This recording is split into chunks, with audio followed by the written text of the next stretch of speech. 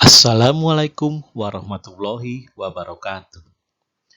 Alhamdulillah, pada hari ini kita akan membahas atau saya akan mempresentasikan modul 1.2.A.5 ruang kolaborasi, modul 1.2 kelompok 1 Kota Bekasi dan Kota Cimahi, calon guru penggerak angkatan 7.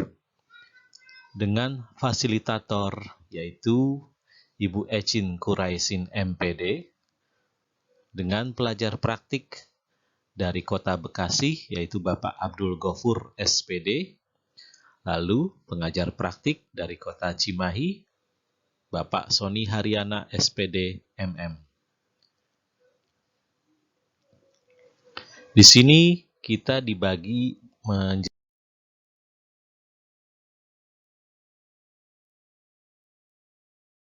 kelompok.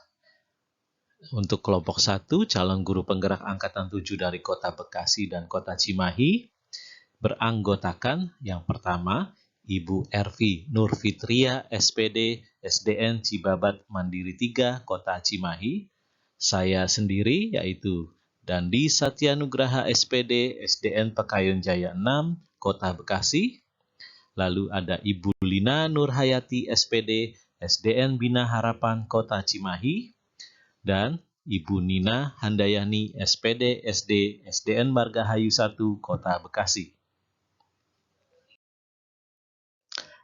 Salam guru penggerak. Tergerak, bergerak, dan menggerakkan. Seperti filosofi dari Ki Hajar Dewantara, yaitu ing ngarsa sung tulodo, ing madya mangun karsa, tutpuri handayani, yang artinya di depan memberi contoh, di tengah memberi semangat, dan di belakang memberikan daya kekuatan.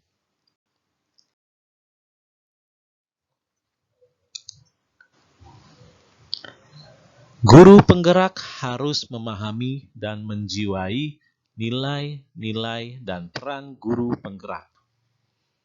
Tugas utama seorang guru penggerak adalah mewujudkan profil pelajar Pancasila dengan mempertimbangkan kodrat alam dan kodrat zaman. Guru penggerak mempunyai nilai yaitu berpihak pada murid, mandiri, inovatif, kolaboratif, dan reflektif. Peran guru penggerak yaitu menjadi pemimpin pembelajaran, menjadi coach bagi guru lain, mendorong kolaborasi, mewujudkan kepemimpinan murid, dan menggerakkan komunitas praktisi. Kekuatan nilai guru yang menonjol dari masing-masing anggota kelompok kami yaitu yang pertama, berpihak pada murid, yang kedua, inovatif, yang ketiga, mandiri.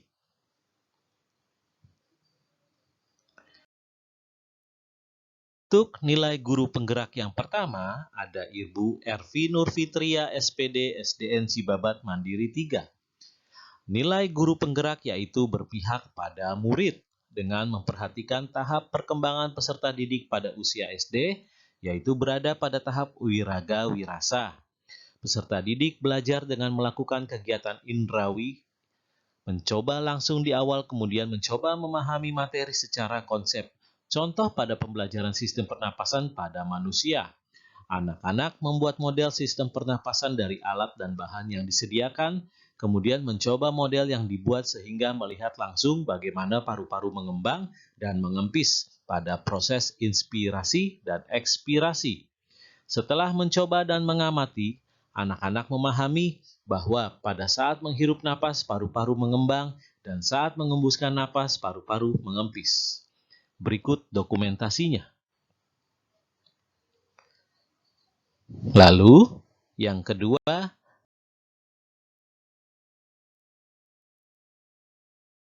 guru penggerak dari saya sendiri dan di Satya Nugraha SPD, SDN Pekayon Jaya 6. Nilai guru penggerak yaitu berpihak kepada murid, di mana setiap murid menentukan pembelajarannya sendiri sesuai kodrat alam dan kodrat zaman untuk pembelajaran yang menyenangkan dan bermakna, yaitu dengan cara memberikan pembelajaran yang sesuai kodrat zaman dengan menggunakan media digital seperti handphone dan selayang pandang atau proyektor. Hal ini dilakukan untuk pemahaman lebih baik dan yang lebih nyata, kreatif, lebih menyenangkan, dan lebih bermakna. Lalu, nilai guru penggerak yang ketiga ada Ibu Lina Nurhayati, SPD, SDN Bina Harapan. Nilai guru penggerak yaitu inovatif, membuat program bimbingan klinik baca, membuat instrumen penilaian keterampilan membaca anak, mengelompok anak sesuai keterampilan, membuat program pembelajaran yang sesuai. Berikut dokumentasinya.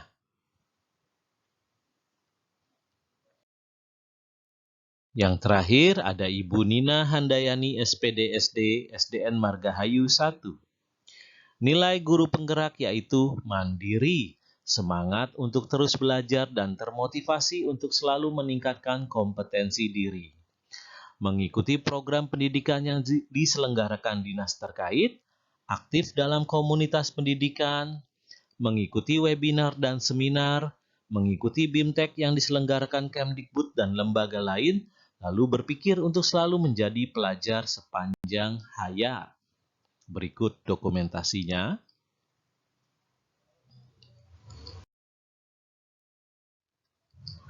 Berdasarkan nilai yang kami miliki, kami merancang satu kegiatan yang sesuai dengan nilai guru penggerak, yaitu berpihak pada murid.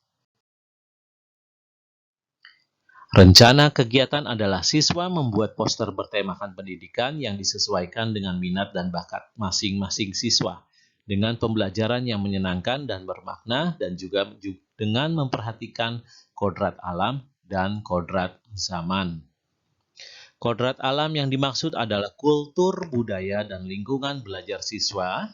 Kodrat zaman yang dimaksud adalah pembelajaran abad 21 sesuai pembelajaran yang diampu siswa saat ini.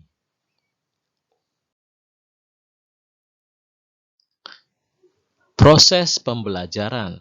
Yang pertama, siswa mengamati ciri-ciri poster dari penjelasan dan slide yang dijelaskan atau ditayangkan guru. Yang kedua, siswa mengamati perbedaan poster media cetak dan media digital serta kelebihan dari masing-masing media tersebut.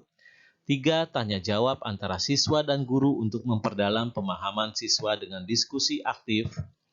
4. Siswa membuat poster yang tepat sesuai dengan ciri yang mereka pelajari menggunakan media yang mereka pilih berdasarkan minat dan bakat, cetak atau digital. Lalu yang kelima, siswa mempresentasikan poster yang telah dibuat sendiri maupun kelompok.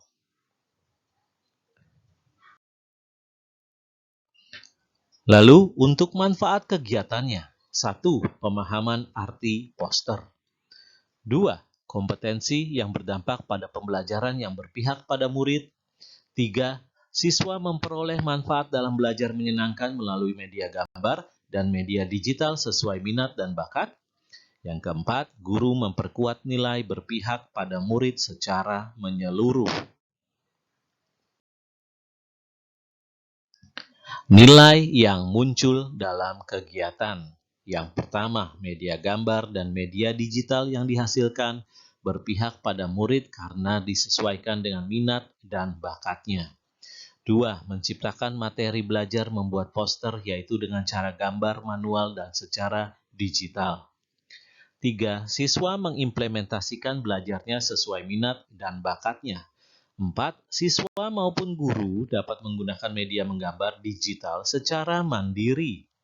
5. Merefleksi hasil kegiatan untuk perbaikan di kegiatan selanjutnya.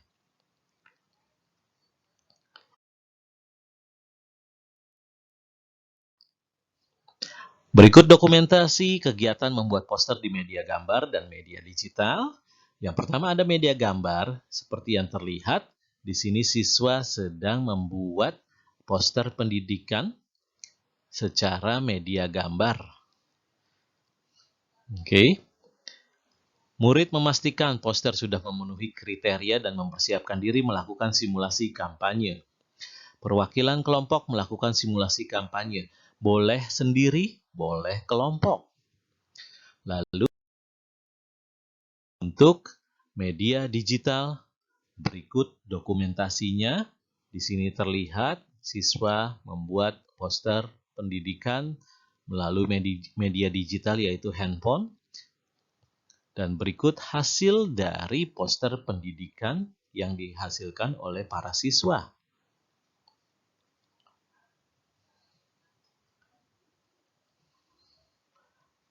Poster pendidikan ini mengandung pesan-pesan yang berisikan tentang pendidikan.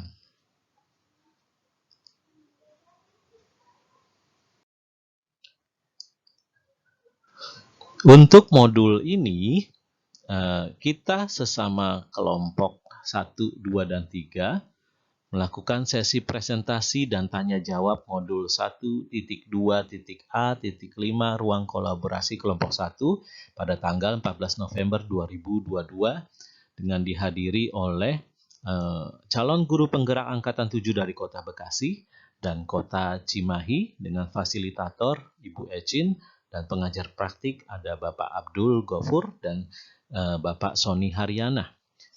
Kita mendapatkan feedback yaitu pertanyaan satu dari Ibu Tanti, bagaimana teknis dari klinik baca? Yang pertama, mengumpulkan rekomendasi guru kelas untuk anak-anak yang memiliki hambatan belajar keterampilan membaca rendah dari kelas 2 sampai kelas 6.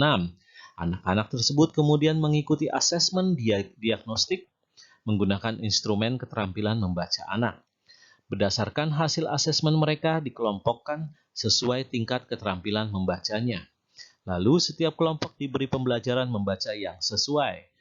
Yang terakhir, secara berkala mereka diberi instrumen keterampilan membaca untuk mengetahui perkembangan membaca. Jika keterampilan membacanya sudah meningkat, kemudian diberi pembelajaran membaca yang berbeda sesuai tingkatannya. Lalu untuk pertanyaan yang kedua dari Bapak Anjar, dalam nilai guru yang berpihak pada murid dengan pembelajaran membuat poster pendidikan dengan digital atau handphone, bagaimana dengan siswa yang tidak mempunyai handphone? Jawaban dari kelompok 1 adalah, dengan nilai guru yang berpihak pada murid, maka kami sengaja menampilkan tema poster pendidikan itu dengan memberi kebebasan kepada murid sesuai bakat dan minatnya. Bisa dengan menggunakan media gambar atau cetak, atau media digital atau handphone, dan lain-lain. Jadi tadi sudah kami sampaikan seperti itu, bukan penekanan hanya dengan penggunaan HP, tetapi juga memberi kebebasan pada anak, boleh dengan media cetak atau buku gambar sesuai kodrat alam dan kodrat zaman. Lalu pertanyaan yang kedua, bagaimana rencana penugasan membuat poster tersebut? Jawaban dari kelompok 1 adalah dengan menginformasikan sehari sebelumnya bahwa akan ada pembuatan poster. Anak boleh dengan media digital yang punya handphone, boleh menggunakan media cetak. Oke. Berikut dokumentasi dari sesi presentasi modul 1.2.A.5 ruang kolaborasi kelompok 1 dengan kelompok-kelompok lainnya.